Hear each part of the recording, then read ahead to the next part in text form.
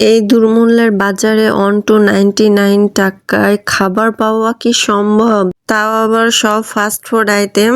জি, ঠিকই শুনেছেন, সবকিছুই থাকছে আজকের ভিডিওতে। তো হ্যালো এভরিওয়ান, আসসালামু আলাইকুম। ফার্স্টে আপনাদের ইন্টেরিয়রের কথা বলি। ইন্টেরিয়রটা অনেক বেশি সুন্দর ছিল, তবে যেহেতু রিজনেবল প্রাইসের মধ্যে সবগুলো খাবার থাকছে সেহেতু সবকিছু ভিআইপি হবে এটা অবশ্যই আশা করা যাবে না। ফার্স্টে আমরা অর্ডার করেছিলাম বিফ বিরিয়ানি, যেটার কোয়ান্টিটি ঠিকঠাক ছিল, টেস্টও অনেক বেশি মজার ছিল। মাংসের পরিমাণ 3 পিস ছিল, যেটার প্রাইস ছিল 59 টাকা। অ্যান্ড মিট বক্স, যেটার প্রাইস ছিল 39 টাকা। বাট 39 টাকা হিসেবে খাবারটা অনেক বেশি মজার ছিল।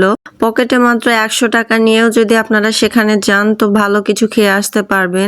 পেট ভরে যদিও না খেতে পারেন, বাট মজাদার খাবার একটা খেয়ে আসতে পারবেন। অ্যান্ড নিয়েছিলাম ঠান্ডা ঠান্ডা লাচ্ছি, যেটার মূল্য ছিল খুব রিজনেবল, মাত্র 29 টাকা। 29 টাকায় কি আসলেও লাচ্ছি পাওয়া সম্ভব? বাট হ্যাঁ, এখানে পাওয়া সম্ভব এবং খেতে অনেক মজার ছিল লাচ্ছিটা। লাচ্ছিতে মিষ্টির পরিমাণ ব্যালেন্সড ছিল, সবকিছুই ঠিকঠাক ছিল। অ্যান্ড আমরা নিয়েছিলাম পিৎজা। এটার কথা বলতে হবে, কারণ পিৎজাটা আমার কাছে মোটেও ভালো লাগেনি। আসলে একটা রেস্টুরেন্টের সব খাবার যে ভালো হবে এমন কোনো কথা নেই, দুই একটা খাবার তার মধ্যে কম বেশি হতেই পারে। তো এখানে সেটাই ছিল, পিৎজাটা খেতে ভালো লাগেনি, আমরা পিৎজাটা পুরোপুরি খেতে পারিনি। পিৎজাতে সস এন্ড মেয়োনিজ ছাড়া অন্য কোনো কিছু টেস্ট আমি পাইনি। তবে কেউ ওখানে গেলে পিৎজাটা না ট্রাই করার কথাই বলবো। তো লোকেশনটা হচ্ছে কোটি স্টেশন থেকে একটু সামনে, বাইপাস রোডের সাথে লাগানো রেস্টুরেন্টটা। অ্যান্ড আমরা নিয়েছিলাম ফুচকা, যেটার কোয়ান্টিটি বেশ ভালোই ছিল, 6টা ছিল। আমরা 3 জন ছিলাম, আমাদের হয়ে গেছিল।